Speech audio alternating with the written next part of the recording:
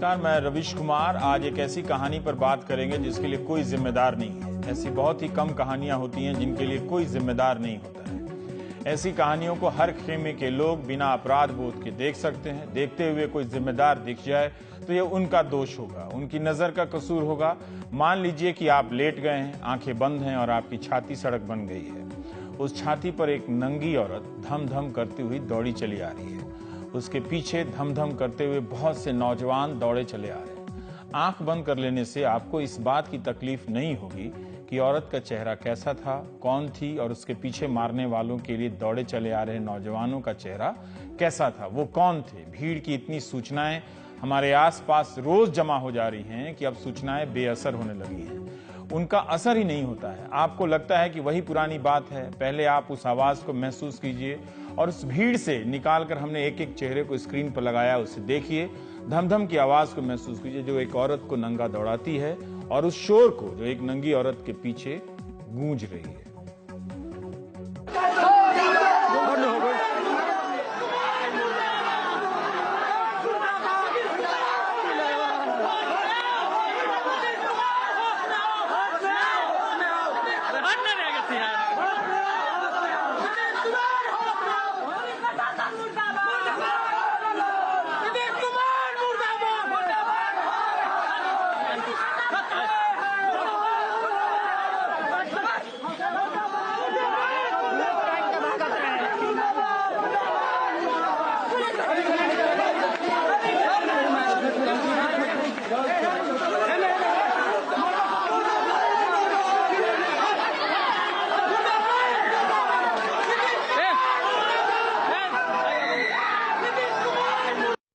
बहुत कुछ तो हम आपको दिखा नहीं सकते। बिहार के भोजपुर जिले की यह तस्वीर है। घटना का पैटर्न वही है। हजार बार कहा है कि भीड़ सुरक्षा बलों की तरह हर जगह तैयार खड़ी है।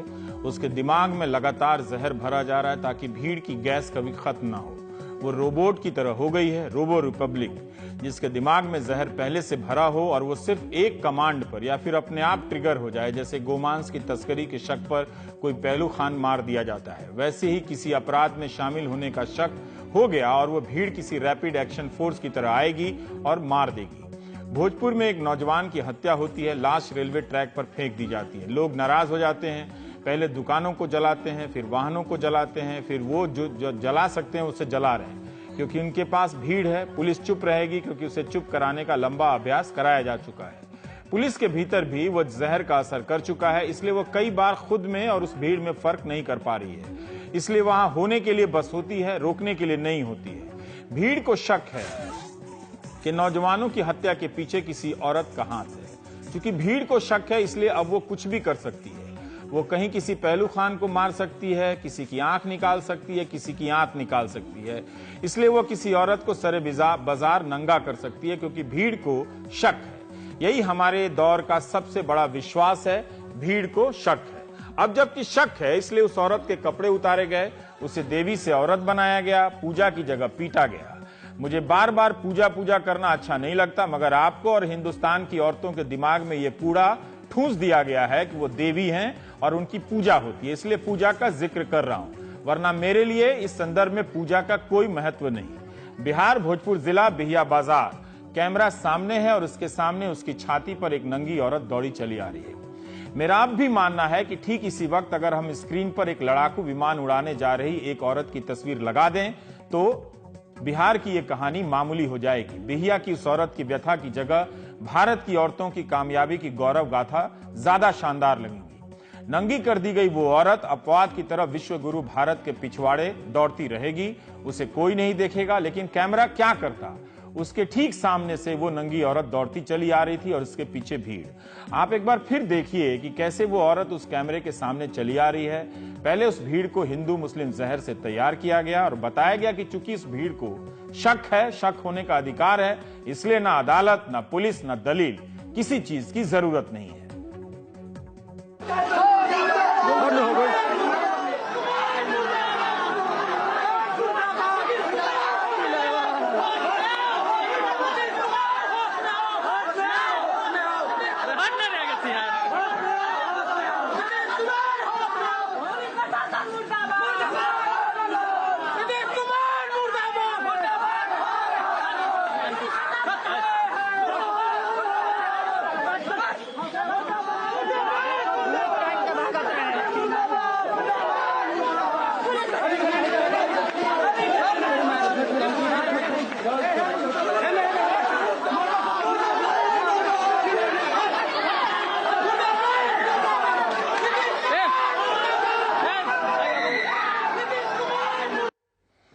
हम नहीं दिखा सकते हैं गोले के पीछे, उस गोले के पीछे एक औरत है, एक महिला है, जिनको इन जो छोटी उम्र के जो लड़के नजर आ रहे हैं, उन मर्दों ने उनका वस्त्र, उनका कपड़ा उतारा, नंगा किया और वो बाजार में उसे दौड़ा दौड़ा कर मार रहे हैं। ये बिहार की तस्वीर है, आपके हिंदुस्तान की।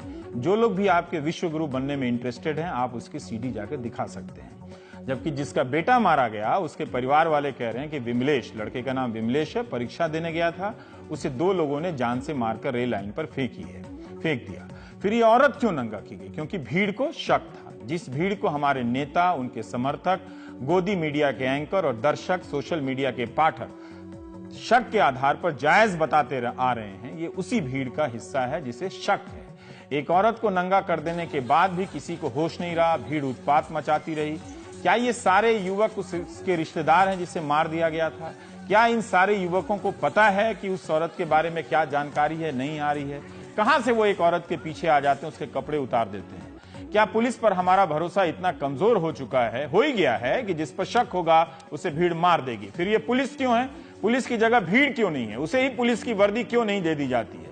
आप देखिए इन तस्वीरों में भीड़ के साहस का नतीजा। पुलिस ने लाठी चार्ज की, तब तक बहुत देर हो गई, उसके बाद भी भीड़ नहीं मानी। जब सरकारें भीड़ की गुलाम हो जाती हैं और वो भीड़ बना रही हैं, तो क्या पुलिस के कहने पर यह भीड़ रुकेगी? इसकी हालत देखिए कि रेलवे लाइन पर आकर लोग पथराव कर रहे हैं। अब बहुत देर हो चुकी थी बिहार में। एक औरत को नंगा करने वाले कौन थे, उनके नाम क्या है, हम नहीं जानते। हम अभी तक इतना ही जानते हैं कि 8 पुलिस वाले सस्पेंड हुए हैं। बेहिया थानाध्यक्ष भी सस्पेंड हुए हैं। बहुत अच्छी बात है कि इन्हें बर्खास्त नहीं किया गया है। ऐसे नकारे अफसरों को बचाकर रखना चाहिए लंबे समय तक। जैसे गृह मंत्री को कोई फर्क पड़ता है? कोई फर्क नहीं पड़ता। तमाम इस तरह की घटनाएं हो जाती हैं। सरकार बता सकती है कि आरा जीआरपी के थाना प्रभारी सस्पेंड कर दिए गए हैं, बर्खास्त क्यों नहीं किए गए हैं? सरकार बता सकती है। इस घटना से किसी को तकलीफ नहीं होनी चाहिए, क्योंकि अब भीड़ की हिंसा के लिए कोई जिम्मेदार नहीं ठहराया जाता है। 9 लोगों को गिरफ्तार किया गया बताते हैं, और यह भी खबर आ रही है कि पोस्टमार्टम की रिपोर्ट करती है कि जिस लड़के की मौत हुई थी वो ट्रेन से गिरने से हुई थी या टकराने से हुई थी। भारत की औरतों से एक झूठ बोला गया है। औरतें भी इस झूठ को माथे पर लगा के रखती हैं। वो झूठ ये है कि यहाँ उन्हें देवी की तरह पूजा जाता है। समस्या यही है, देवी की तरह पूजा जाता है, मगर औरतों को देवी की तरह या किसने देखा है? किसी पुरुष ने देखा है या किसी स्त्री ने देखा है? झूठ यह है कि औरत को देवी की तरह नहीं। सच्चाई है कि उसे औरत को देवी की तरह नहीं पूजा जाता है। लेकिन इस झूठ में एक और झूठ है, वो है पूजा का झूठ। हम नहीं जानते, हम जानते ही नहीं कि पूजा के अलावा औरत के साथ कैसे पेश आया जाता है। रात दिन सड़कों पर और घरों में क्या क्या चीजें होती हैं। अब इलाहाबाद की एक कहानी बता दो। एक पति को गुस्सा आ गया, वो पत्नी को पहले मार देता है, फिर अपनी तीनों बेटियों को मारता है एक एक करके। क्या उसके गुस्से के पीछे बेटियां नहीं होंगी? कौन बता सकता है कि नहीं होंगी? और भी कारण रहे होंगे, मगर यह कारण हो सकता है, इसे गेस किया ही जा सकता है। इलाहाबाद के धूमनगंज इलाके में मनोज कुशवाहा की श्वेता पत्नी का नाम है, कहा सुनी हो जाती है। बस मनोज ने श्वेता को मारकर उसकी लाश फ्रिज में रख दी। 8 साल की बेटी प्रीति को मार दिया, फिर उसे अलमारी में उसकी लाश रख दी। 3 साल की बेटी श्रेया की लाश को बक्से में रख दिया मारने के बाद, जबकि 6 साल की शिवानी की लाश मारने के बाद बिस्तर पर ही छोड़ दी उसकी लाश को। सभी को गला दबाकर मारा गया। वैसे विश्व गुरु भारत में औरतों को देवियों की तरह पूजा जाता है। बाद में मनोज कुशवाहा भी फांसी पर लटक गया। पुलिस जांच कर रही है कि क्या कारण हो सकते हैं। 3 बेटियों को मारा है, क्या पता बेटियां होना ही कारण रहा हो। मौत का प्राइमा फेसी कारण बता पाना तो मुश्किल है, लेकिन इतना क्लियर है जो प्राइमा फेसी पुलिस को नजर आ रहा है कि कोई और एंट्री कमरे के अंदर थी नहीं। तो हस्बैंड ने इन 4 लोगों की हत्या की और उसके बाद स्वयं सुसाइड कमिट किया है। प्राइमा फेसी पुलिस को ये लगता है, लेकिन अभी पोस्टमार्टम करा लिया जाएगा। बाकी सभी तथ्य अभी संज्ञान में लाए जाएंगे। मध्य प्रदेश के सिवनी में कोतवाली के बगल में लड़कियों का एक कॉलेज है। सुबह सुबह एक लड़के ने बीए फर्स्ट ईयर की छात्रा की पत्थर पे पटक के उसकी हत्या कर दी। भारत के मर्दों को कितनी छूट है। वो भीड़ बनकर किसी औरत को नंगा कर सकते हैं, पति बनकर 3 बेटियों और एक पत्नी को मार सकते हैं, और किसी से प्रेम करते हैं या छेड़खानी कर सकते हैं, उसे पत्थर से मार सकते हैं। 22 साल की रानू नागोत्रा फुलारा गांव की रहने वाली थी। सुबह सुबह नेताजी सुभाष चंद्र बोस कन्या महाविद्यालय सिवनी के लिए निकली। इसी दौरान थाना कोतवाली के बगल से सहकारी बैंक होते हुए गर्ल्स कॉलेज जाने वाले मार्ग पर फुलारा का ही एक 38 साल का है अनिल मिश्रा, वो आता है और रानू नागोत्रा को जमीन पर गिरा देता है। पत्थर पर इतनी जोर से मारता है कि वो मर जाती है। पास में एक दुकानदार ने देखा, सैनिक मोहम्मद नाम के एक वकील ने देखा, दोनों ने दौड़कर अनिल मिश्रा को पकड़ लिया। रानू ने अनिल मिश्रा के खिलाफ छेड़छाड़ का मामला दर्ज कराया था इसी मार्च में। पुलिस को बताना चाहिए कि मार्च से अगस्त आ गया और उस मामले पर उसने कार्रवाई क्या की। मामला कोर्ट में है। अनिल मिश्रा उस पर गवाही बदलने का दबाव डाल रहा था और कब से ये कोर्ट में मामला चल रहा था, कितनी तारीखें पड़ी थी। कभी कभी कोर्ट को भी ये जवाबदेह बनाना चाहिए, ऐसे मामलों पर भले असर ना पड़ता हो। जो आरोपी है वो अरेस्ट हो गया है। पहले भी इनके विरुद्ध में, आरोपी के विरुद्ध में मृतक के द्वारा छेड़छाड़ का केस किया गया था लखनवाड़ा थाने में, जिसमें उसकी अरेस्टिंग हुई थी। केस चार्जशीट हुआ है और उसमें कोर्ट में ट्रायल हो रहा है। वहाँ पे हमारे उपस्थित जो होमगार्ड थे, वकील खान और उपस्थित जो जनता की सहयोग से तत्काल आरोपी को गिरफ्तार किया गया। एक भीड़ को दूसरी भीड़ से आप अलग नहीं कर सकते। बिहार के ही मोतिहारी में महात्मा गांधी सेंट्रल यूनिवर्सिटी है। फेसबुक पे पोस्ट लिखने के बहाने यहाँ के असिस्टेंट प्रोफेसर संजय कुमार पर एक भीड़ हमला करती है। इस बार की भीड़ को ये पसंद नहीं है कि प्रोफेसर साहब ने इस तरह का पोस्ट क्यों किया है, जो उसे पसंद नहीं। संजय कुमार को इतना मारा गया कि भीड़ का गुस्सा उन्हें जला देने की हद तक पहुंचा। संजय कुमार का दिल्ली के अस्पताल में इलाज चल रहा है। इस वीडियो में आप देखेंगे कि कैसे 10, 5, 15 लड़कों का समूह भीड़ बनकर एक प्रोफेसर को यूनिवर्सिटी के गलियारे से लेकर सीढ़ियों तक घसीटकर मारता है, उसके कपड़े फाड़ देता है, उसे नंगा कर देता है।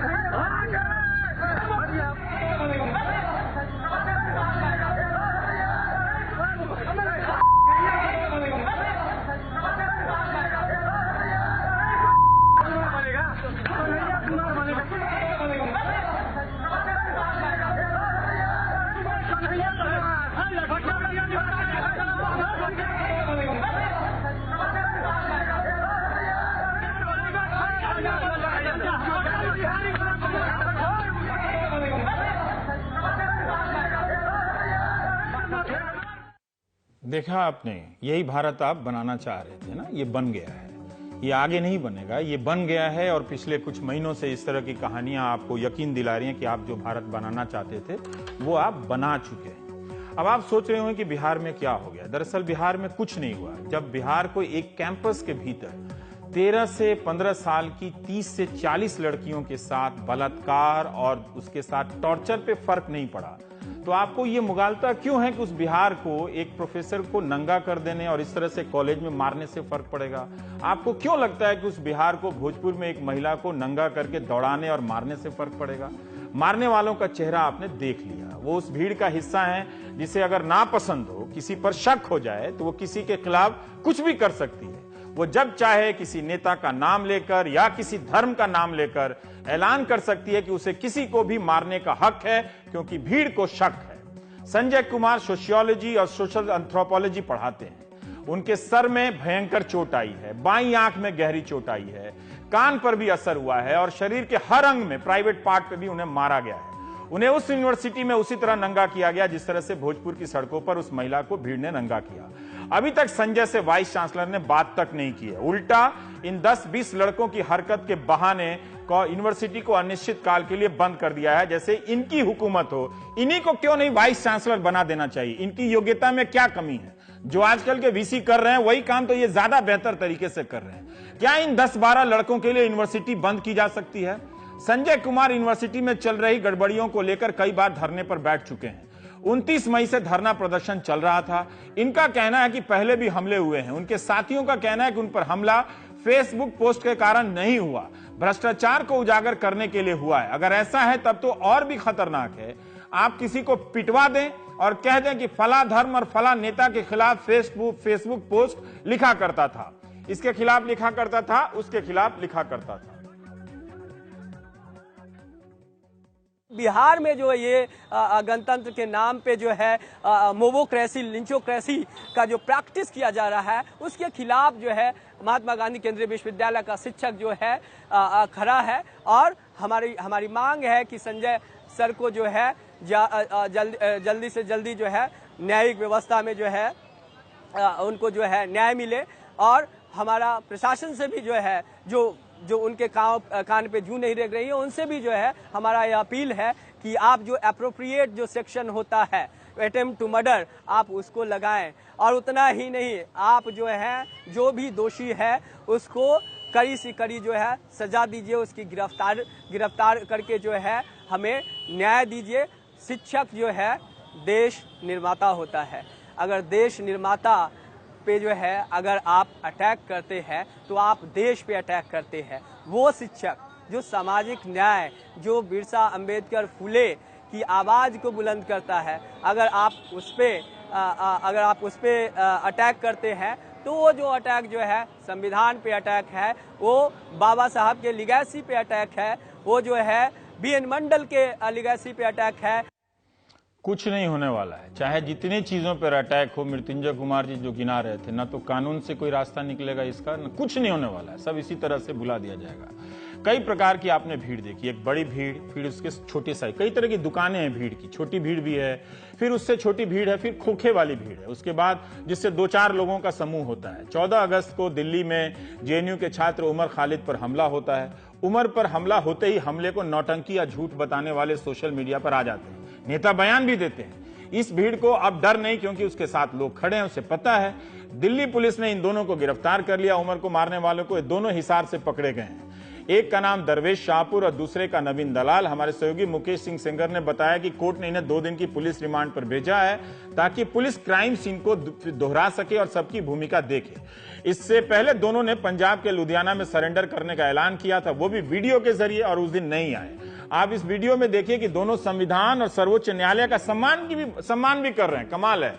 उमर को गद्दार कहते हैं, जेएनयू वाला गैंग कहते हैं। पता नहीं, उमर से तो मिले नहीं, ये उमर की पीएचडी पढ़ ले तो बेहोश हो जाएंगे, लेकिन इनको मालूम है, टीवी ने बताया, सोशल मीडिया ने, कि ये लड़का गद्दार है, जबकि कोई चार्जशीट नहीं है। पीएचडी के इस छात्र को ये कह रहे हैं कि देश को खोखला कर रहा है ये एक लड़का। बताइए, बोलता है कि हरियाणा के बुजुर्गों ने उसे सिखाया कि बिना देरी किए एडजस्ट कर देना चाहिए। अब इस एडजस्ट करने का क्या मतलब होता है? आप देखिए कि झूठी बातों को लेकर उमर के बाहर इसके दिमाग में इतना जहर भर दिया गया है कि कोई लड़का घर से निकलेगा, कानून हाथ में ले लेगा। वही बात जो मैं बार बार कह रहा हूं कि आपके बच्चों को दंगाई बनाने का प्रोजेक्ट अब पूरा हो गया है। अब आप सुनिए कि इसके बाद किस तरह से महान देशभक्त बताते बताते, देशभक्ति का राग अलापते उन्होंने, इनको लगता है कि नहीं ये लाइसेंस मिल गई है और आप ये किसी को पीट सकते हैं, किसी की हत्या कर सकते हैं। जिन लोगों ने मेरे पर हमला किया उनके प्रति मेरे अंदर कोई घृणा नहीं है, कोई नफरत नहीं है। उन्होंने कुछ काम किया है, कानून अपना काम करेगा, लेकिन निजी तौर पे मैं उनके खिलाफ कुछ नहीं रखता, बल्कि मैं उनको इस पूरी नफरत की राजनीति का एक विक्टिम मानता हूं, एक शिकार मानता हूं। हमारे देश के अंदर आज जितनी बदहाली है, जितने किसान आत्महत्या कर रहे हैं, जितने युवा बेरोजगार हैं, इन मुद्दों से ध्यान को भटकाया जाए, इसी वजह से नफरत खोली जा रही है। एक बात हमको सोचने की जरूरत है, 130 करोड़ की आबादी वाले देश में ये बात मुमकिन ही नहीं है कि हर कोई एक जैसा दिखे। ये मुमकिन नहीं है कि हर कोई एक भगवान की पूजा करे। ये मुमकिन नहीं है कि हर कोई एक जैसे खाना खाए। ये मुमकिन नहीं है कि एक जैसा सोचे, और ये बिल्कुल मुमकिन नहीं है कि एक ही मत रखे। ये विभिन्नता ही हमारे देश की खूबसूरती है। ये अलग अलग मत रखना ही हमारे डेमोक्रेसी का सोल है। आज कुछ लोग जिनके पास जो आर्थिक, राजनीतिक, जो आर्थिक सोशल क्राइसिस हमारे समाज में है, जिसके पास जिसका सोल्यूशन नहीं है, वो हम लोगों को धर्म के नाम पे, देशभक्त बनाम देश विरोधी के नाम पे बांट रहे हैं और ये उन्माद फैला रहे हैं। ये उन्माद से इस देश के आवाम का कुछ नहीं होगा। ये उन्माद से जो सत्ताधारी हैं वो हमेशा सत्ता में बने रहेंगे और हमारे ध्यान को भटकाते रहेंगे। आज कुछ लोग चाहते नहीं कि बेरोजगारी पे बात हो। आज कुछ लोग चाहते नहीं कि जो समाज में कृषि में संकट है उस पर बात हो। आज कुछ लोग चाहते नहीं कि जो काला धन पे बात हो, जो करप्शन पे बात हो। इसलिए हमारा ध्यान भटकाने के लिए और एक हिंसा की परंपरा शुरू करी जो बहुत खतरनाक है इस देश के लिए। इस देश की परंपरा भाईचारे की है, इस देश की परंपरा साथ में रहने की है, इस देश की परंपरा अलग अलग मतों को सहने की है। जिन लोग हम लोगों को बांट रहे हैं उन लोगों का इस देश के प्रति कोई योगदान नहीं रहा है, चाहे वो अंग्रेजों के समय हो चाहे वो आज हो। बड़े कुछ अमीर लोग खुशहाली से जी रहे हैं, लेकिन जो लिंच होता है, जो लिंच करता है, वो लोग एक ही बैकग्राउंड से आते हैं। इसकी चीज के बारे में सोचिए और इस परंपरा के खिलाफ खड़े होइए। अगर हम मतों को स्वीकार नहीं कर सकते तो कहीं ना कहीं हम लोकतंत्र को स्वीकार नहीं कर सकते।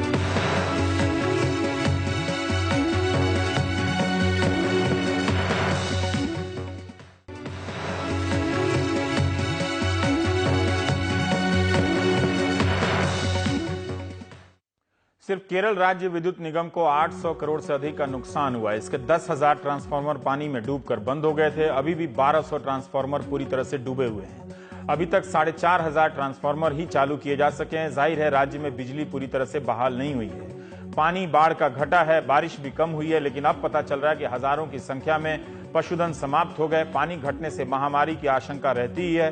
राज्य सरकार के अनुसार अभी तक 43,000 लोगों को बचाया गया है। सोमवार को ही 600 लोगों को बचाया गया। इसमें केरल के मछुआरे, आम लोग, सेना के सभी अंग, राष्ट्रीय आपदा प्रबंधन फोर्स, सबका योगदान है। केरल के सरकारी कर्मचारी भी दिन रात लगे हुए हैं। बड़ी संख्या में लोग राहत शिविरों में हैं। यहाँ पर लोगों को बीमारी से बचने के लिए टीके दिए जा रहे हैं। आप देख सकते हैं कि किस हालात में लोग इस बड़े से हॉल में जमा हैं। दुबई से आए डॉक्टर सलाम ने यह वीडियो हमें दिया है। वो इसरो के पूर्व वैज्ञानिक रहे हैं।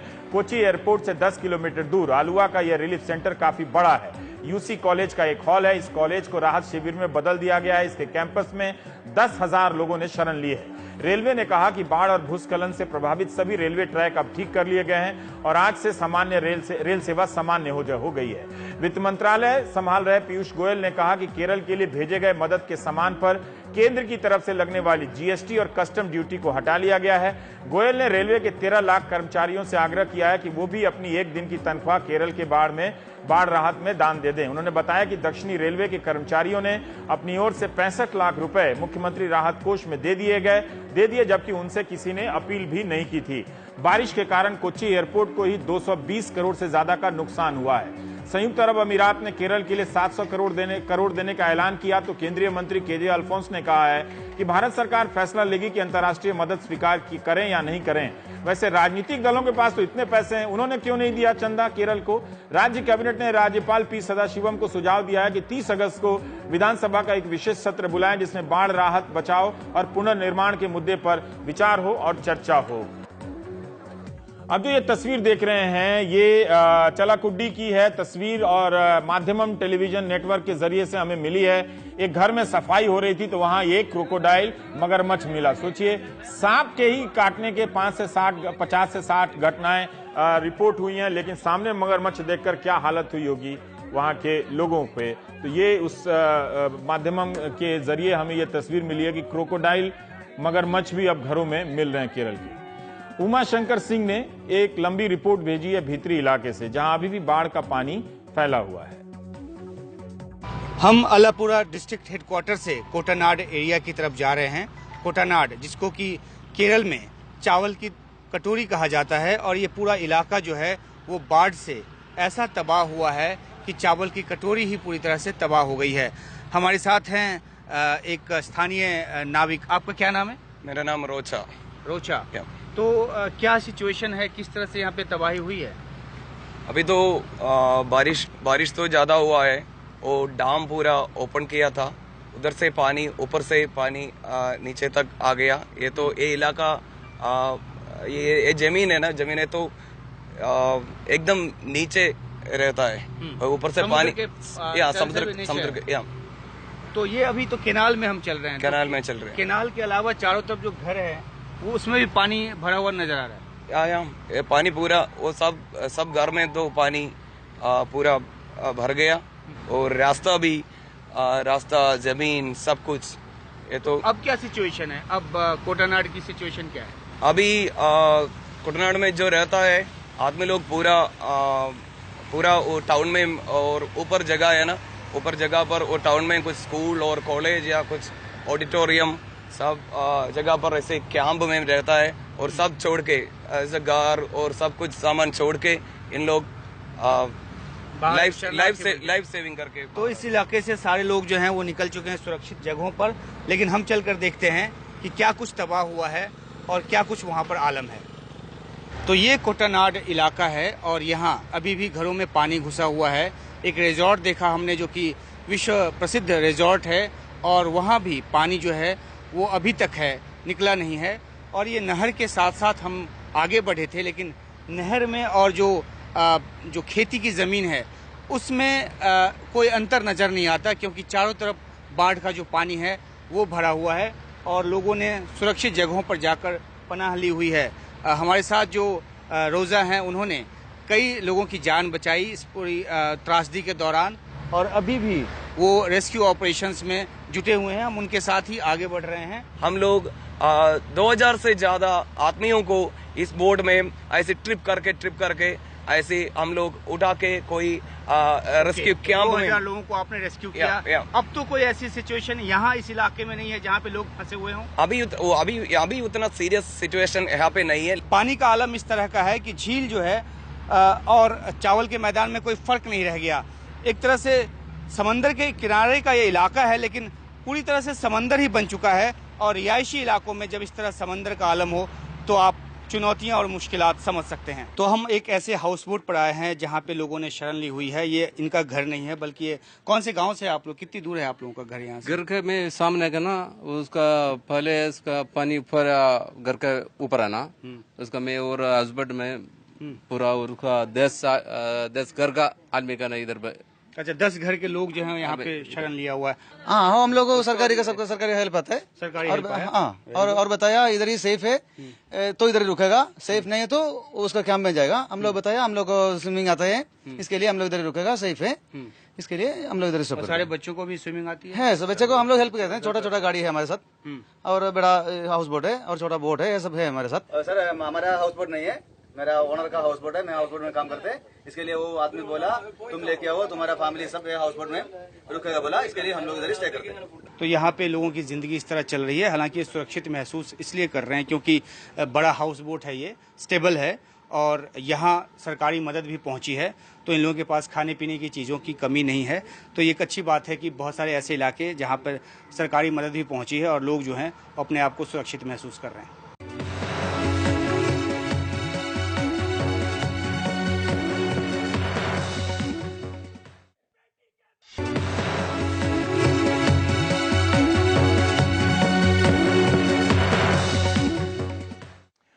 पिछले गुरुवार को केरल के त्रिशूर में जमीन खिसकने से 19 लोगों की मौत हो गई। पहाड़ की ढलान पर बने 4 में से 2 घर जमीन में समा गए। इस जगह से कोवई पोस्ट की एडिटर विद्याश्री धर्मराज ने हमारे लिए रिपोर्ट भेजी है। koipost.com कोयम्बटूर से चलने वाली ऑनलाइन वेबसाइट है। विद्याश्री ने हिंदी में हमारे लिए रिपोर्ट भेजी है, हम उनका शुक्रिया अदा करते हैं। उनका कहना है कि पिछले 80 साल में पहली बार जमीन इस जगह पर इस तरह खिसकी है। वहां पर मारे गए लोगों की याद में उनकी तस्वीरों के पोस्टर भी टांगे गए हैं। विद्याश्री ने एक और रिपोर्ट भेजी है कि किस तरह सड़कों के टूट जाने से रास्ते में मदद के सामान फंसे हैं। 5 दिनों से पानी की आपूर्ति बहाल करने के लिए जो ट्रक पाइप लेकर जा रहे थे, उनका काफिला रुका हुआ है।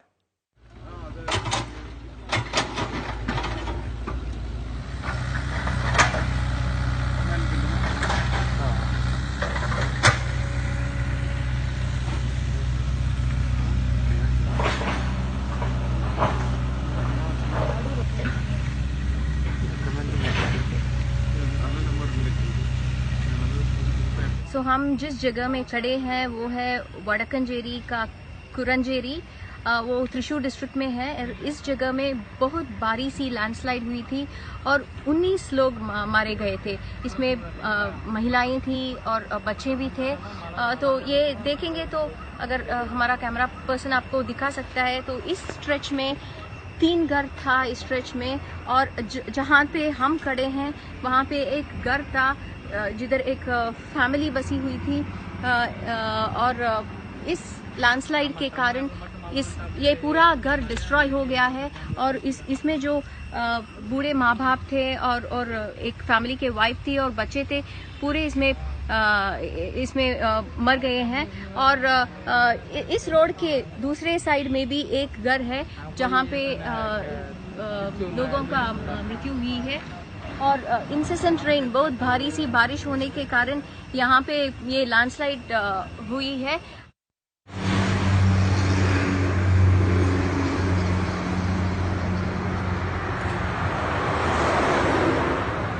हम अभी वालियार चेक पोस्ट में खड़े हैं और यहाँ पे देखेंगे तो बहुत सारी कंटेनर लॉरीज यहाँ पे खड़ा है और ज़्यादातर यहाँ पे लॉरीज देखेंगे तो इसमें पाइप्स हैं, पूरा बड़े साइज का पाइप्स हैं।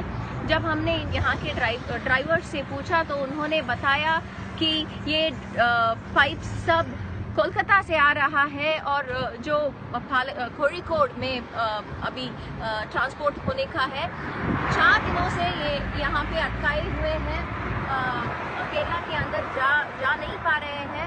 और हमें ये भी पता चला कि जो पेरिशेबल गुड्स है, जो वेजिटेबल्स है, सब्जी है और जो भी एसेंशियल्स है, अत्यावश्यक जो भी चीज़ें हैं वो फिर भी जा रहा है अंदर। लेकिन ये पाइप्स और जो दूसरे कंटेनर्स हैं वहाँ पे रेफ्रिजरेटर्स हैं और वो भी 4-5 दिनों से यहाँ पे अटकाए हुए हैं और अंदर जाने में उनका प्रॉब्लम है और वेट कर रहे हैं वो इंस्ट्रक्शंस के लिए ताकि वो अंदर जा सके। उनसे अभी बात करते हैं। आप बोलिए, कितने दिन से अटकाए हुए हैं? जो से बोलिए। हम कोच्चिकट से आए, 6 दिन वहाँ पे खड़े होकर आए हैं। वहाँ पे कोई खाली होने का हमारा कोई समाधान नहीं हुआ।